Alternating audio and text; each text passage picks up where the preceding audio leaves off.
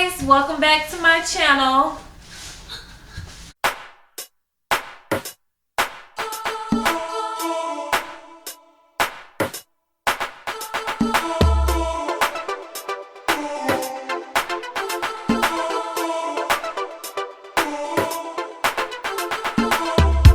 I got a new dress up, hair's all done and I'm about to go out. So smoky in the room that I can't. Take 3. This is your girl, Christen, aka Bev. Today, I want to go ahead and discuss my experiences of working in a skilled nursing facility. Now, I will say that I'm not going to be telling like any specific stories or anything. If you guys do want a story time, make sure you leave a comment below to let me know and I'll get those videos up for you. But today's just going to be about like the pros and cons. I'm on like a pro and con vibe right now because I have experienced nursing in many different settings, so I can give you all kind of like a different view of the pros and cons of each little setting I've worked in as an LPN. So right now, currently, I'm working in a skilled nursing facility. It's long-term plus short-term care, like for people who need rehab and they're just going to be there for like 90 to 100 days. And then there's long-term people that are there 100% of the time until they actually die or move to another facility.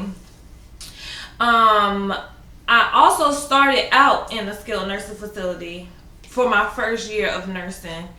And I left, went to the hospital, and when I started RN school, I went back to the nursing home.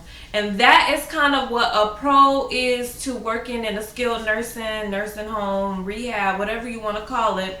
I'm going to focus on the cons first, and I'm going to end the video with the pros. I feel like whatever y'all hear last is what sticks with you the most.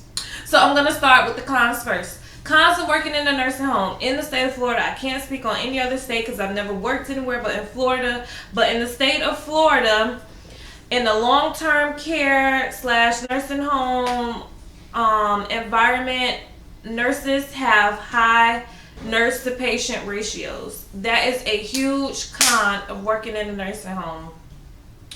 Like, I mean, if you divide 8 hours into 30 patients, you tell me how much time you get to be with each patient. Like, you don't really get that much time.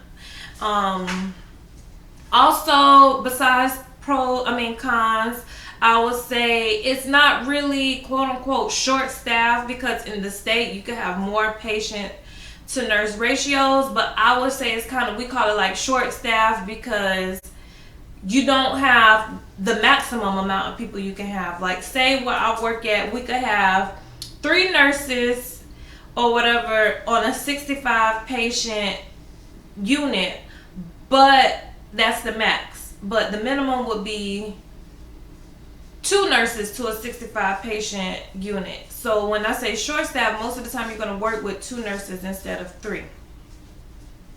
And then you can have like a maximum of 7 CNAs to 65 patients. You can have a maximum of 7 CNAs to 65 patients and a minimum of 4 CNAs. So most time you're going to work with 5, maybe 6. Rarely ever do you have 7 or 8 CNAs. So I will say that a lot of nursing homes, especially ones that are for profit, are going to run with the bare minimum that they can have in the building, for the simple fact they're there for a profit. So why have more people there than what you need? Like, if the law say you can have 5 CNAs, y'all gonna have 5 CNAs. If the law say 2 nurses can do this, you're gonna have 2 nurses, and you're gonna be on your feet all freaking day. So that's a major con to working in nursing homes. Another con is you got to deal with a lot of politics, but that's just a con in nursing altogether. There's politics in it. And most of the time working in nursing homes, the older nurses can get cliquey and they don't really accept new nurses as well as they should. So I will count that as a con, because as a new nurse who may not be as confident in her skills, walking into an environment that's kind of like cliquey, you feel like you're on the outside. So that can be a con.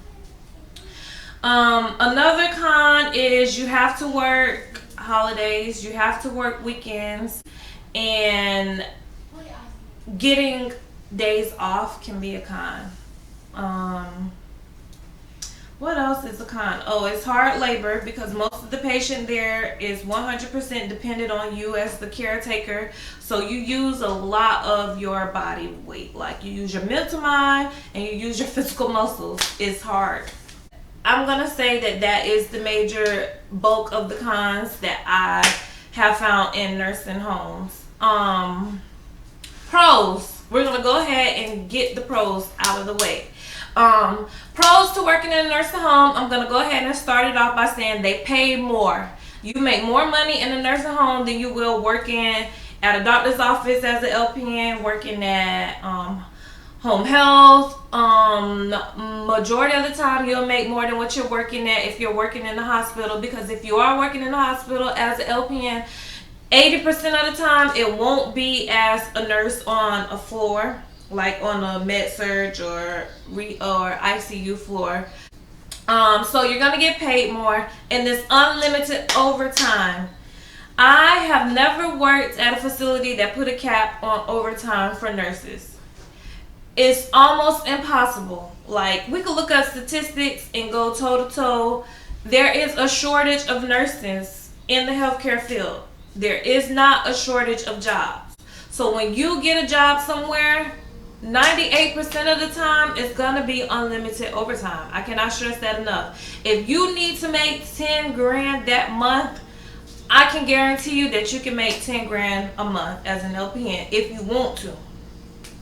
I never made it because, honey, I need my mental health is very important to me. I need my days off. I need to recharge. I cannot deal with the stimulation. There's nurses at my job that's making anywhere from 7 to 9K a month because they get those hours. Do you, boo? Not for me. Another thing that I'm gonna go ahead with pros, which is better than money, is working in a nursing home. Because it's such hard work, you build up your skill level. I can whip in a Foley, I can whip in an IV, I can draw blood, I can drop a NG tube. We don't really do NG tubes in the nursing home. I didn't learn that in the nursing home. I learned that when I was working in the ER. But nonetheless, you can build your skill level up. Your observation skills go up, because when you're working with someone day after day after day, you can easily spot those different signs in them, and you can easily treat it. You can easily like call the doctor like, hey, this is what she normally is, this is the abnormal finding, what would you like for me to do? You learn how to navigate your way through the healthcare industry. Because it's such politics and it's right there in your face, when you do go back to school and get your RN, you learn how to work it in the hospital, because everywhere is going to be the same shit, just a different toilet. Like, I don't know if that's a good analogy, but nonetheless, it's the same bureaucratic political crap. It's always going to be the people up top who you need to get acquainted with. This is a good place for you to network, because in the healthcare field, especially whatever city you work in, whatever county you work in, healthcare is a small community. Yes, it's thousands of nurses, but once you start, make sure you don't burn your bridges, because you never know that nurse that you working with, that nurse that you in the trenches with y'all 30 patients a piece, you never know what she's doing outside of work. You don't know if that nurse, that LPN or that RN is in school to get her RN BSN or her RN MSN, or working on her nurse practitioner, whereas in 4 years from now, when you go back and you further your education, or even when you're looking for another job, that might be your boss. So if you show her while you're working with her side by side, peer and peer, that you can help out when she's drowning, or when she has an emergency and she needs to send a patient to the emergency room, that you're there helping fill out paperwork, or you're staying with the patient while she go and handle the doctor, that shows that you have good teamwork. Not also do that. That show her that you're a reliable person, because you know that you and her work this 3 to 11 shift Monday through Friday, and you're there every single day with her. That shows you can go walk in, and when she see you put in the application, she hires you without even having an interview, or she pull your application and tell them, no, this is the person that you need to have. Or on the flip side, if you are nasty, rude, mean, don't want to help out, always got something smart to say, then when you run into that person again, they be like, hell no, don't even hire this nurse. She's rude, she's nasty, she's lazy. We don't want her in this. She doesn't put patient safety. Like, we don't want her in our building, because healthcare is so small. And then on top of it too, you might need that favor. You might need a nurse or a friend or a homegirl to be your reference. So you don't want to burn bridges. You need to always go into every situation thinking, what can I learn from this situation? So I hope you all enjoyed this video. Make sure you leave a comment down below. Like, comment, and subscribe to my channel. Thank you so much for all of your continued support. Ciao.